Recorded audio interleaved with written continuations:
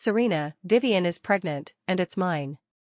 Adrian's voice came through the receiver, carrying a hint of fatigue and resoluteness that even he himself hadn't noticed.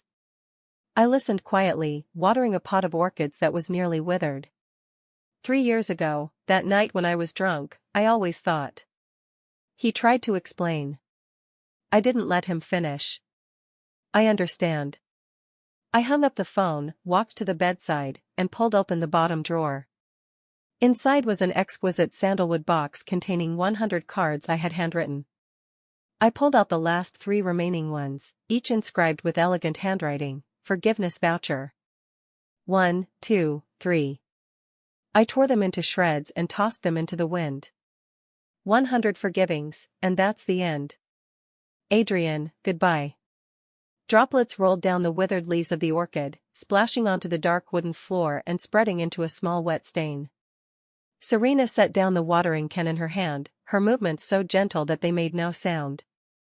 The phone screen was still lit, the words call ended glaring. Adrian's voice seemed to echo in the spacious living room, each word cruelly clear. Vivian is pregnant. It's mine. Serena didn't cry, nor did she show even the slightest emotional fluctuation. She just felt that this orchid, which she had nurtured for 3 years, was ultimately unsalvageable. Just like her relationship with Adrian. She turned and walked into the bedroom, opening the wardrobe filled to the brim with seasonal haute couture that Adrian had bought for her, each piece worth a fortune. She didn't touch a single one. She simply dragged out a small suitcase from the deepest part of the wardrobe, containing only a few old clothes she had bought herself. Then, she squatted down and pulled open the bottom drawer of the nightstand. A locked sandalwood box lay quietly inside. The key hung around her neck, a small ginkgo leaf that Adrian had never paid attention to. She opened the box, where the neatly stacked cards now only had 3 thin ones left. This was the boundary she had set for Adrian. 100 forgiveness vouchers. Every time he came home late, every time he carried a perfume scent that wasn't hers, every time he broke a promise because of Vivian, she would place one in the box. Then, in the dead of night when she was alone, she would take them out and write forgive on them. It was like a ritual of self-punishment and self-consolation. She had naively thought that this box would never be emptied. She picked up the top one. That was 3 months ago, when Adrian missed their 3rd anniversary to accompany Vivian, who had just returned to the country. She waited the entire night, only to receive his "Sorry, I'll make it up to you next time." There would be no next time. Gently, she tore the card in half. The second one. Last month, Vivian accidentally sprained her ankle at a cocktail party, and Adrian abandoned the full hall of guests, carrying her out of the banquet hall. Serena became the laughingstock of the entire upper class. She tore that one too. The last one. Today. Vivian was pregnant. What breaks the camel's back is never just the last straw, but every single one. Serena held the 3 shredded cards in her palm, walked to the window, and pushed it open. The evening breeze rushed in, swirling the scraps of paper and blowing them into the deep night, where they soon disappeared. 100 forgivings were officially exhausted. She didn't look back at this luxurious cage, pulling the small suitcase and resolutely walking out of the villa gate. The night was deep, and an inconspicuous ride-hailing car was already waiting by the roadside. The driver poked his head out. "Miss Serena?" "It's me." She got in the car, and it silently merged into the traffic. In the rearview mirror, the brightly lit villa grew smaller and smaller, eventually becoming a blurry point of light. Serena didn't look back. She took out her phone and blocked and deleted all of Adrian's contact information, including his phone number. The actions were done in one go, without the slightest hesitation. Only after finishing all this did she feel an overwhelming fatigue wash over her. She leaned against the car window, watching the neon lights receding rapidly outside. The phone vibrated once. It was a bank message. "Your account ending in 8888 received 10 million yuan at 2135, with a current balance of 10,852.1 yuan. This was Adrian's breakup fee. He was always like this, accustomed to using money to solve and smooth over everything. He thought that for these 3 years, Serena had been after his money. Serena tugged at the corner of her mouth, revealing a mocking smile. She pulled out this card and casually tossed it into a roadside trash bin. Then, she took out another black gold card that she had never used in front of Adrian and handed it to the driver. Driver, to Yunchi Ancient Town. The driver was stunned for a moment, glancing at this seemingly gentle and fragile girl through the rearview mirror. Young lady, that's quite far, it'll take half the night to drive. No problem, money isn't an issue. The driver asked no more, turned the car around, and headed toward the other end of the city. Inside the car, Serena felt a slight cramp in her abdomen. She subconsciously reached out to touch it. There, a small life was being nurtured. It had been 2 months already. She had originally planned to tell Adrian this surprise on their 3rd anniversary. But he didn't come. It was for the best. From now on, this child belonged only to her.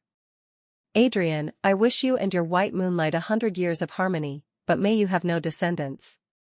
After hanging up the phone, Adrian felt an inexplicable irritability in his heart. Serena's reaction was too calm.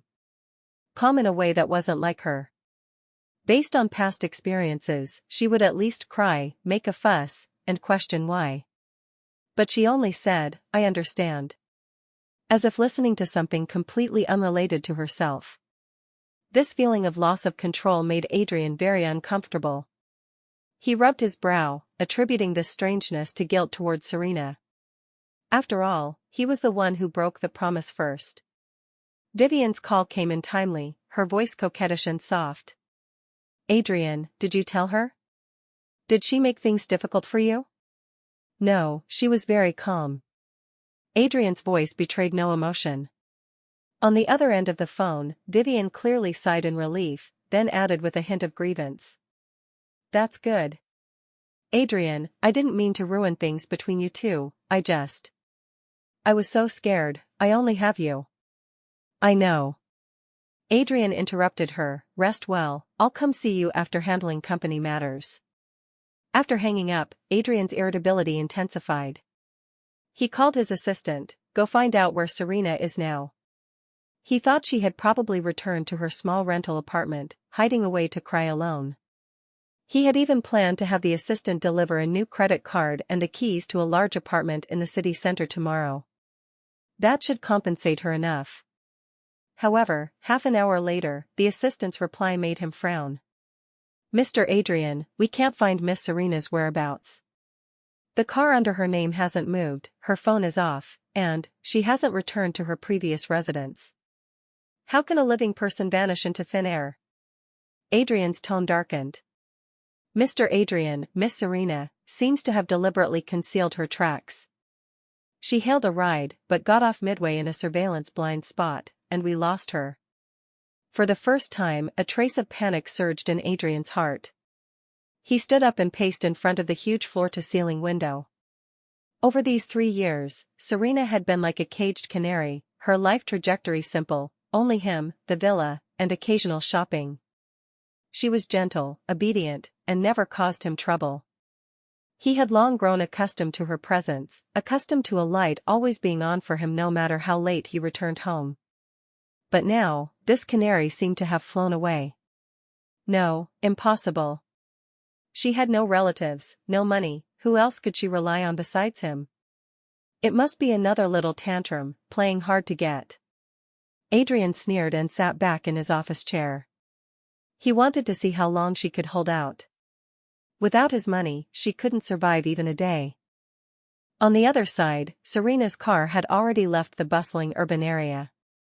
The scenery outside the window gradually changed from high-rise buildings to low dwellings and rolling green hills.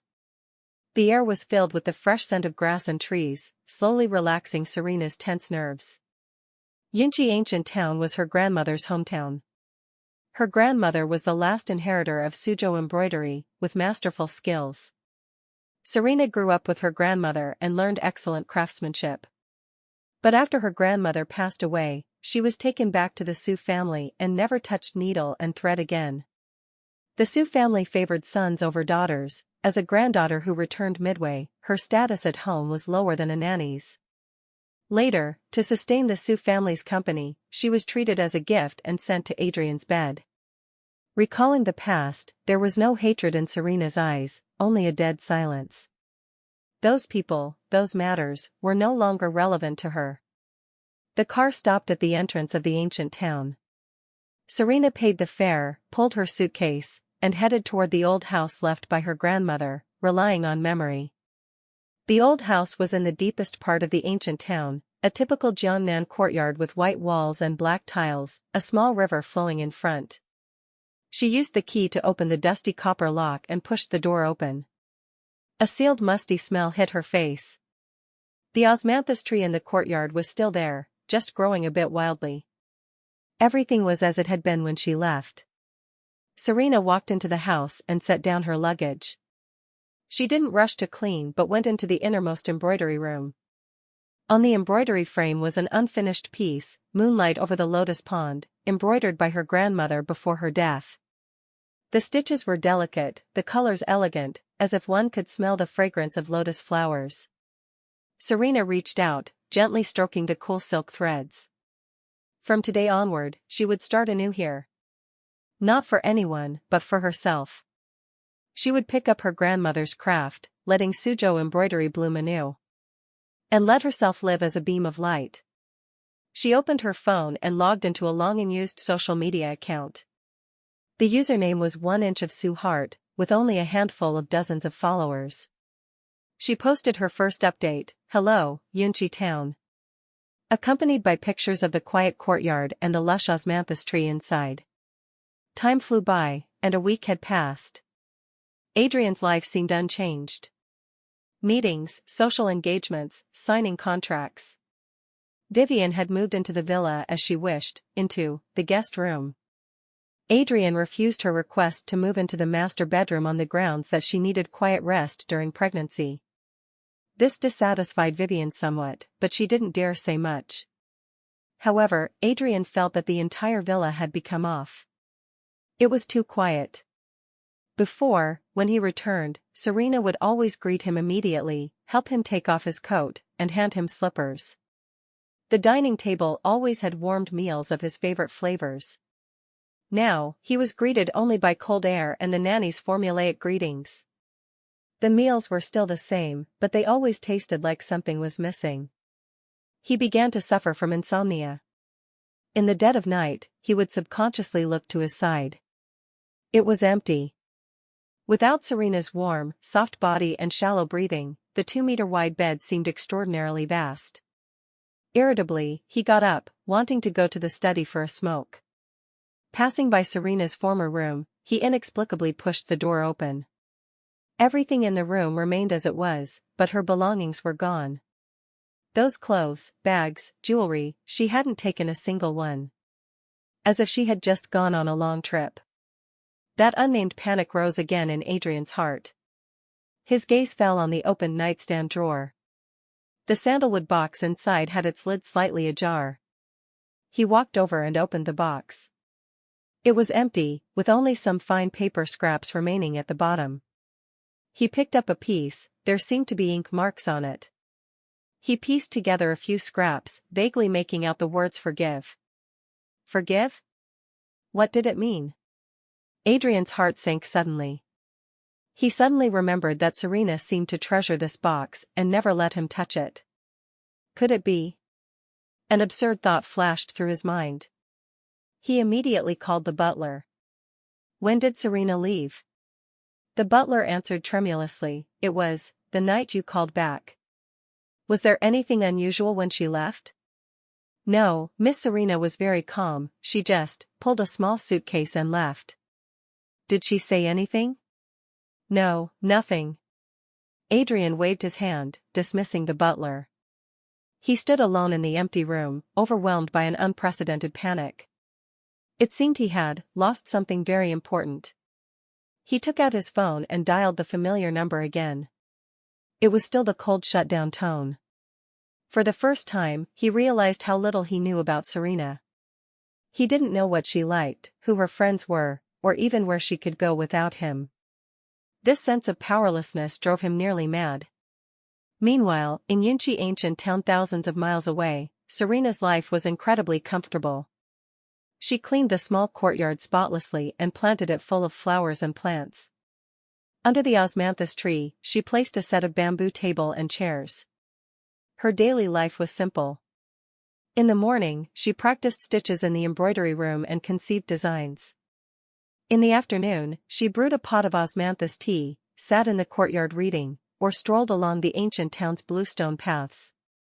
Her abdomen had already slightly bulged, and the pregnancy symptoms were gradually subsiding.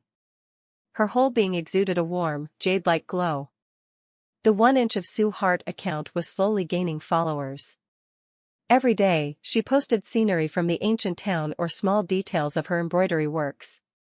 She didn't show her face or speak, only using the lens and her works to convey a beauty of peaceful times. Fans loved this quiet atmosphere. Is sister living in a fairyland? This embroidery skill, I'm on my knees. This is true artwork. Watching sister's videos every day makes the whole world feel slower. Serena looked at these warm comments and smiled knowingly. She got inspiration from one fan's message. She decided to embroider Yunchi 4 seasons. Using every needle and thread to record this place that gave her a new life. That afternoon, as she was coloring an embroidery draft in the courtyard, there was a knock at the door. She opened it to find a stranger, a middle-aged man in a suit, looking like a businessman. "Excuse me, are you the blogger of 1 inch of Sue Hart?" the man asked politely. Serena was somewhat surprised and nodded. The man immediately handed over a business card. "Hello, my name is Henry, I'm the curator of a private museum. I saw your works posted online, they're stunning. I came uninvited to ask if you're willing to sell your embroidery pieces?" Serena was stunned. She had never thought her works would be recognized so quickly. This flattered her. She invited Henry into the courtyard and brewed him a pot of tea. Henry looked at the embryonic Yunchi spring dawn on the embroidery frame, his admiration intensifying. "Miss Serena, your craftsmanship is absolutely master level. I'm willing to pay a high price to collect your works, name your price." Serena pondered for a moment and shook her head. "Sorry, Curator Henry, this Yunchi 4 seasons is not for sale. It's a gift for my unborn child." Rejected by Serena, Henry was not angry but admired her even more. "I was abrupt." Henry smiled apologetically. "However, Miss Serena, I sincerely hope to collaborate with you. Your Suzhou embroidery skills shouldn't be buried in this small town. How about this? I won't buy out your works. We can change to another collaboration method. You create, I'll provide the platform and channels, help with promotion and exhibitions. All proceeds, we split 70 to 30, you 70, me 30. What do you think?" This proposal was undoubtedly a timely help for Serena. If she wanted to live by her craft, she needed a platform. And Henry was clearly the best choice. "Curator Henry, thank you for your appreciation." Serena stood up and bowed slightly to him. "Pleasure to collaborate." Henry also stood and extended his hand. Their hands clasped, ushering in a brand new future. At the same time, Adrian's life was becoming a mess. It was the 15th day since Serena's disappearance. He was going crazy. He mobilized all his connections, nearly turning the entire city upside down, but found no trace of her. She had vanished like evaporated water. In the company, everyone felt the president's recent low pressure, all silent as cicadas in winter. At home, Vivian's various unreasonable tantrums annoyed him endlessly. Today she complained the nanny's cooking didn't suit her taste, tomorrow she found the villa's decor too oppressive. She even wanted to throw away the nearly dead orchid that Serena had raised. "Adrian, what's the point of keeping a broken flower? It looks unlucky." Adrian lost his temper at her for the first time. "Don't touch it." His eyes were bloodshot, like an enraged lion. Vivian was frightened, looking at him with teary eyes. "Adrian, you're yelling at me for something she left behind." Adrian looked at her tear-streaked face, feeling no pity, only endless annoyance. How had he ever thought her like this was pitiful? Compared to Serena's quiet endurance, Vivian's tears seemed so cheap and hypocritical. If you're not comfortable living here, you can move out. He coldly tossed out the sentence and slammed the door as he left. He drove the car, wandering aimlessly through the city. Unknowingly, he drove to the old neighborhood where Serena used to live. He stopped the car and looked up at the dark window. He had only been here once. It was 3 years ago, the day he took her away from the Sue family. That small rental room was narrow and run down, yet she had kept it clean and tidy. On the balcony were a few small succulents. What had he said then? From now on, you'll live with me, no need to live like this anymore. He thought he had given her paradise. Now he realized he had just moved her from one cage to another, more luxurious one. Adrian stood downstairs the entire night. At dawn, he finally made a decision. He would find her. At any cost. He returned to the company and called the assistant. Check for me all people named Serena nationwide, screen them one by one. The assistant looked troubled. Mr. Adrian, the workload is too massive. I don't care what method you use, within 3 days, I want to see her. Adrian's voice brooked no argument. The assistant dared not say more and could only accept the task reluctantly.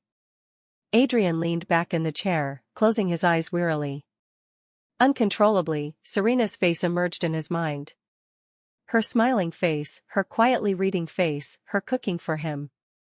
Scene after scene, clear as if it were yesterday. Only then did he realize that this woman's figure had long permeated every corner of his life. He was accustomed to her presence but had never truly looked at her. He didn't even know the origin of the ginkgo leaf necklace she always wore around her neck. His heart felt gripped by an invisible hand, aching in waves. Serena, where are you? As long as you come back, I'll give you anything. Just come back. However, what he didn't know was that at this moment, Serena was preparing for her first personal embroidery exhibition. With Henry's help, her 1 inch of Sue Hart embroidery workshop officially opened in the ancient town. On opening day, the small courtyard was packed with people. There were fans who came in admiration, neighbors from the ancient town, and some media from the art circle.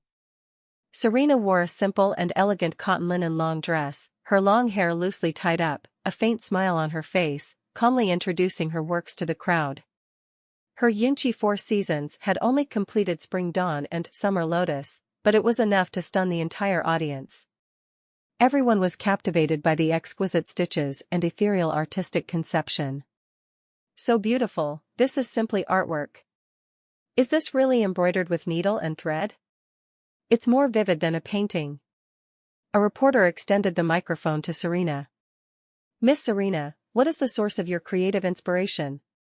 Serena stroked her slightly bulging abdomen, smiling gently. It's love and new life. Serena's embroidery exhibition was a great success.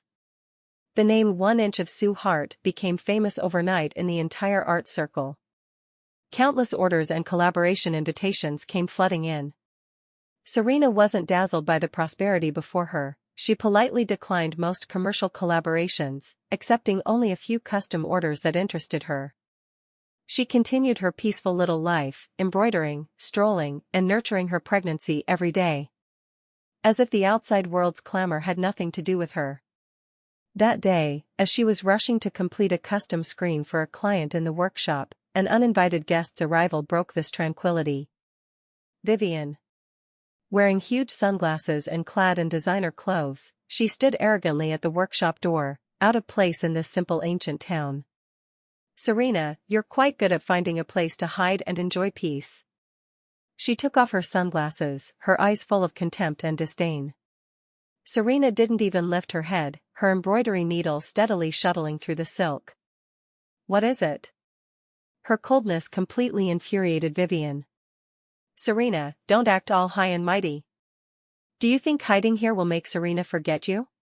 Let me tell you, it won't. He's about to become a father, right now, he only has eyes for me and the baby. Serena stopped her movements, finally lifting her head to look at her. Finished? Vivian choked. she had imagined countless reactions from Serena, crying, fussing, jealousy, resentment, but never this calm. "You. If you're finished, please leave, you're not welcome here." Serena issued the eviction order. "You dare drive me away?" Vivian laughed as if hearing the biggest joke. "Serena, what are you? A woman Adrian got tired of and discarded. What right do you have to put on airs in front of me?"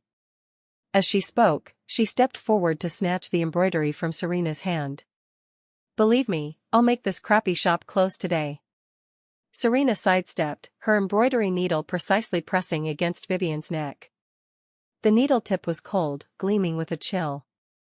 Vivian's shouts abruptly stopped, she could feel the sharp tip piercing her delicate skin. "You, what are you doing? Dare touch me and see. I'm carrying the Gu family's flesh and blood." "Is that so?" Serena smiled lightly, but the smile didn't reach her eyes. "Then tell me, if I thrust this needle, killing two with one body, would Adrian thank me for removing a trouble for him, or come after me for a liar?" Vivian's pupils contracted sharply. "You, what do you mean?" "You know what I mean." Serena withdrew the needle. "Vivian, I don't care what means you used to get pregnant with this child, and don't come flaunting in front of me. I'm not interested in your messes with Adrian. Take your child and get out of my sight. Otherwise, next time, this needle might not know where it will stab." Her voice was light, yet carried an oppressive force that chilled one to the bone. Vivian was completely intimidated. The Serena before her was worlds apart from the gentle, bullyable woman in her memory. The cold aura she exuded made her fearful. She blustered, "You wait for me," and fled in disarray. Watching her panicked back, Serena's lips curled into a cold smile. Did she really think she was still the pushover from 3 years ago? In these 3 years of luxurious life, she hadn't learned much else, but she had fully mastered these people's hypocrisy and tactics. Meanwhile, Adrian finally got a clue about Serena. The assistant had searched nationwide databases but found no matching Serena. Just as he was about to despair, a girl from the finance department casually mentioned, "Mr. Adrian, I remember Miss Serena used a card before, not the one you gave her. Once when shopping, the limit wasn't enough, she used her own card, seemed like a black gold card." "Black gold card?" Adrian stood up abruptly. How did he not know Serena had a black gold card? That level of card wasn't something ordinary people could obtain. He immediately had someone check the consumption records of that card. Soon, the results came. The last transaction was 3 months ago. Location, Yunchi Ancient Town. Adrian's heart pounded wildly. Yunchi Ancient Town. He immediately booked the earliest flight there. He had a strong premonition. She was there. The moment the plane landed, he couldn't wait for the assistant to arrange a car and directly hailed a taxi at the airport. To Yunchi Ancient Town, fastest speed. The car sped on the highway, Adrian's heart in his throat. He didn't know what awaited him. He only knew he had to see her. Immediately, right now. When he stood dust-covered at the entrance of the ancient town, looking at the blue stone paths and white walls with black tiles, he unexpectedly felt a nervousness like homesickness. He took out his phone and opened the account named 1 Inch of Sue Hart. In the latest video, a pair of slender hands were embroidering a screen. Those hands, he knew all too well. The video's background was an embroidery workshop with a 1 Inch of Sue Hart plaque. Phone in hand, he asked a roadside shopkeeper. "Excuse me, where's this embroidery workshop?" The shopkeeper enthusiastically pointed the way. "Oh, Boss Serena's shop, it's at the end of the alley, the one with the big osmanthus tree at the door." Adrian's heart beat faster and faster. He almost ran through the long alley. When he saw the familiar osmanthus tree and the familiar figure beneath it, he felt his breath stop. She sat there, head down, seriously embroidering. Sunlight filtered through the leaf gaps, sprinkling on her, gilding her with a golden halo. Her abdomen was highly protruded, her whole body radiating the gentle glow of motherhood. Time was peaceful, serene as ever. Adrian's eyes instantly reddened. Adrian stood at the alley entrance, gazingly. He dared not approach. He feared disturbing this beautiful scene, and feared that everything before him was just his illusion. Serena seemed to sense something, lifted her head, and looked toward the alley entrance. Their eyes met. In her gaze, there was no surprise, no joy, only a bottomless calm and a faint alienation. As if looking at a stranger. Adrian's heart was pierced painfully by this gaze. He stepped forward, one step at a time, walking toward her. Serena. His voice was hoarsely unlike himself. Serena set down the embroidery frame and stood up. She didn't come forward nor retreat, just quietly looking at him. Mr. Adrian, is there something? The address Mr. Adrian was like a sharp blade, shattering all of Adrian's fantasies. Serena, don't call me that. He stepped forward, wanting to take her hand. Serena subtly stepped back, avoiding his touch. Between us, there seems to be no other way to address. Her voice was calm, yet each word stabbed the heart. Adrian looked at her highly protruded abdomen, his heart wrenched like a knife. The child is mine, right? He asked cautiously, with a hint of humble plea. Serena stroked her belly and smiled. That smile was more distressing than crying. Mr. Adrian, are you misunderstanding something? What does the child in my belly have to do with you? This is my and my husband's child. Husband? Adrian was struck as by lightning. He grabbed her shoulders, emotions somewhat out of control. You're married? When? To whom? This seems none of Mr. Adrian's business, right? Serena broke free from his hand, her tone still indifferent. Mr. Adrian, aren't you about to become a father too? How do you have time to come here? The child in Vivian's belly isn't mine. Adrian almost roared it out. He finally understood why Serena had said, "May you have no descendants," on the phone that day. She had known all along. So what? Serena's reaction was still bland enough to drive him mad. That's between you two, nothing to do with me. How can it be unrelated? Adrian stepped forward, backing her into the corner, his arms braced on either side of her body, trapping her between himself and the wall. Serena, look at me. Do you dare say the child in your belly isn't mine? He lowered his head, his hot breath spraying on her face. He thought he would see her panic, see her guilt. But no. Her gaze was still clear and calm. Adrian, have you forgotten? We've already broken up.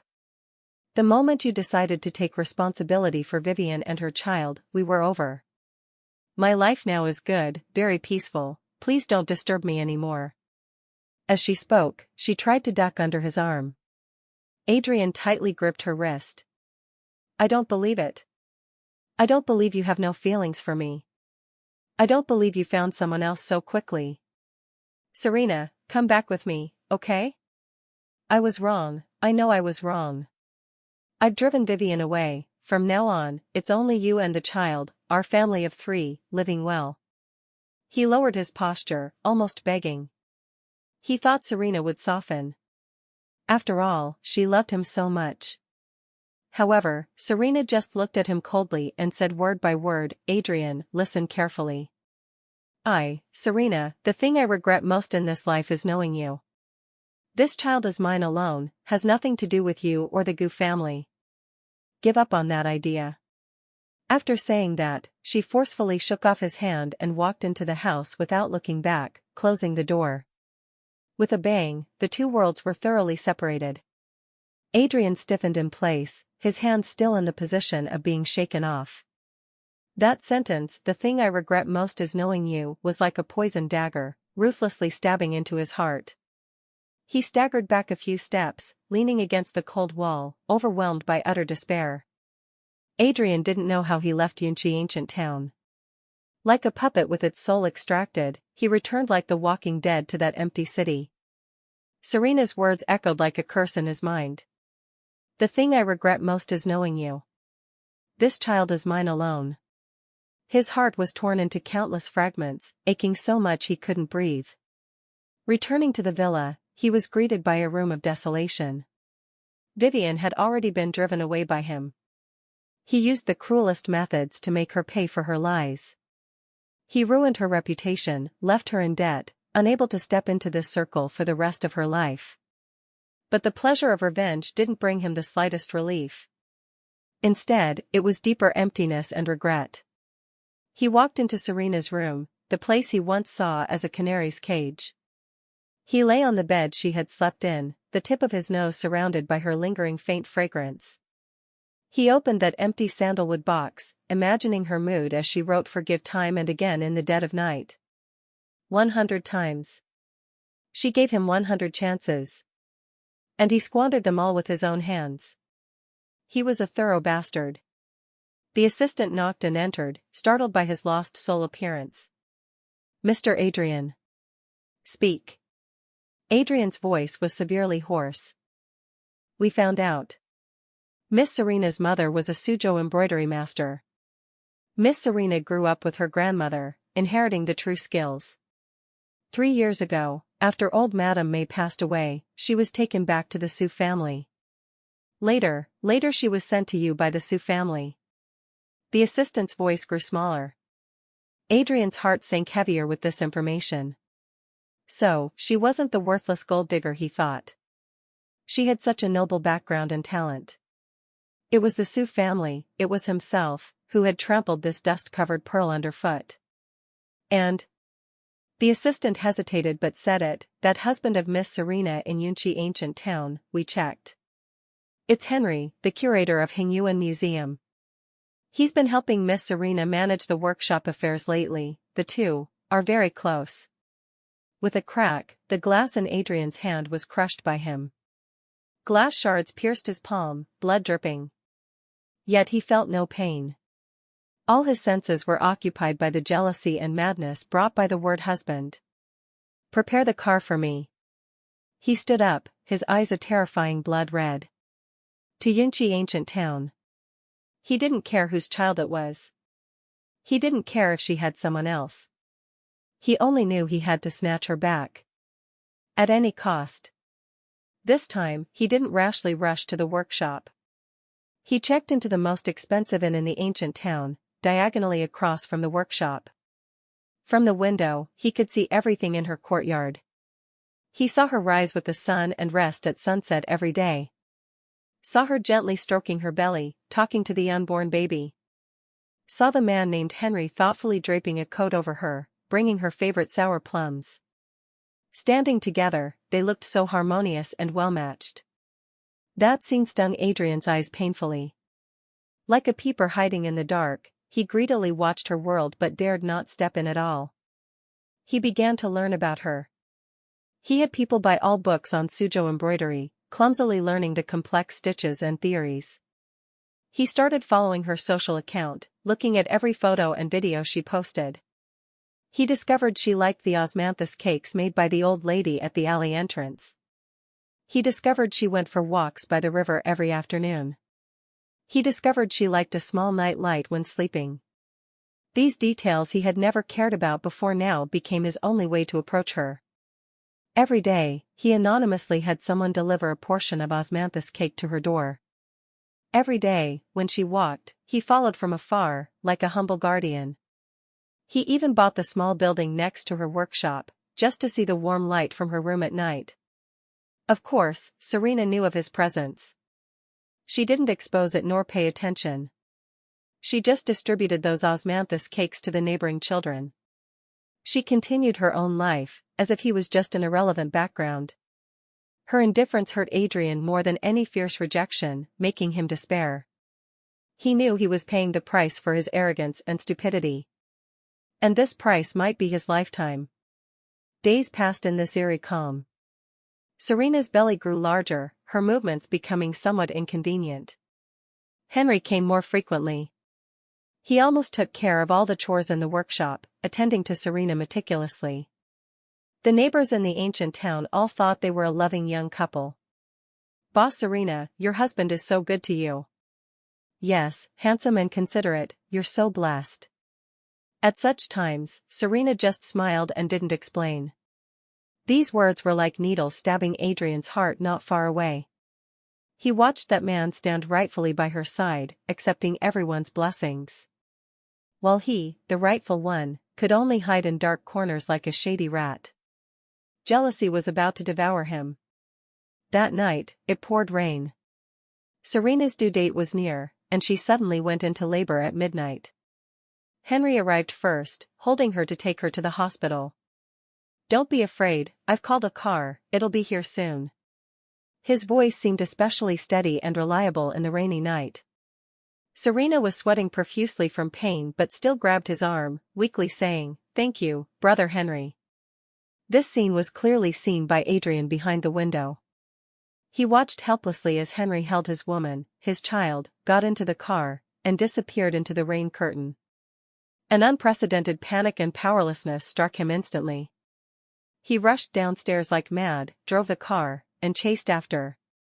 The wipers swung wildly but couldn't clear the tears in his eyes. What was he? What was he really? When she needed him most, he could only watch from afar like an outsider. In the hospital, Serena was pushed into the delivery room. Henry and Adrian, one on the left, one on the right, guarded the delivery room door. The two men said nothing, the atmosphere heavy almost to freezing. Several hours later, a loud infant cry came from the delivery room. The nurse came out holding a swaddled baby, full of joy. "Congratulations, it's a beautiful girl, mother and daughter safe." "Who is the family?" I am. The two men spoke in unison. The nurse was stunned, looking at one, then the other. "Who exactly is the child's father?" Henry glanced at the pale-faced Adrian, sighed, and voluntarily stepped back. "He is." At that moment, Adrian's heart seemed infused with a warm current.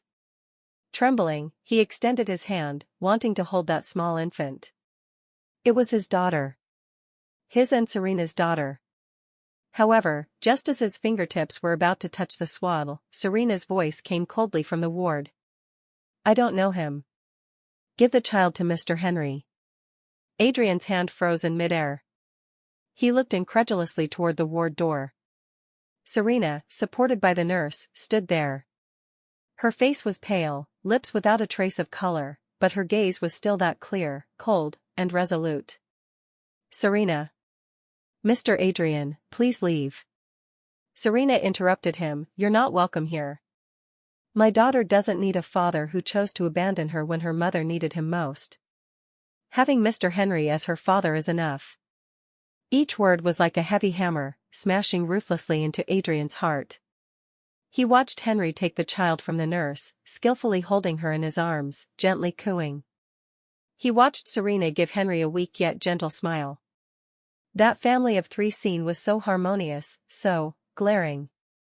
Adrian felt his world completely collapse at that moment. He had lost. Lost utterly. After Serena was discharged, Adrian didn't leave. He still lived in the small building opposite, like a shadow, guarding that door he couldn't approach. Every day, he could see how meticulously Henry cared for Serena and the child. He would change the child's diapers, brew tonic soups for Serena, and get up first to soothe the child when she cried at night. He did better than a biological father. And Adrian, besides sending the top supplements and baby supplies every day, which were returned untouched, could do nothing. He didn't even have the qualification to approach the mother and daughter. On the daughter's 1-month birthday, the workshop was lively. Henry invited all the neighbors in the ancient town and held a small full moon banquet. Serena held her daughter, sitting in the courtyard, accepting everyone's blessings. Her daughter was named Linda by her. Adrian stood in the crowd not far away, like a thief, secretly watching. He saw his daughter, pink and jade-like, cute as a little angel. He saw Serena, her face brimming with a happy smile he had never seen. That heartfelt happiness without a trace of shadow. He suddenly realized that without him, she was living better than ever. This realization left his heart as dead ashes. At the banquet, Henry stood up, in front of everyone, took out a velvet box from his pocket. He knelt on one knee before Serena. "Serena, marry me. I know I can't give you the wealth and glory like Adrian now, but I'll use the rest of my life to love you and Linda. I'll give you a home. The crowd erupted in enthusiastic applause and cheers. Marry him. Marry him. Adrian's heart sank to the bottom instantly. He stared fixedly at Serena, waiting for her answer. He saw Serena stunned, tears glistening in her eyes. He saw her extend her hand, seemingly to help Henry up. His world turned gray. However, just when everyone thought Serena would nod, she gently shook her head. Brother Henry, I'm sorry. Her voice wasn't loud, but it clearly reached everyone's ears. You're a good person, a benefactor to me and Linda. But I can't marry you. My heart is already dead. I don't want to hold you back. Henry's gaze dimmed. But he still stood up, forcing a smile. It's okay, I can wait. No need to wait. Serena stood up, holding Linda, and bowed deeply to everyone. Thank you all for coming to Linda's full moon banquet today. And thank you, Brother Henry, for your care during this time. From tomorrow, the 1 inch of Sue Hart workshop will temporarily close. I'm taking Linda and leaving here. This decision caught everyone off guard. Including Adrian. He rushed forward like mad, grabbing her wrist. Where are you going? Where are you taking my daughter? Serena coldly withdrew her hand.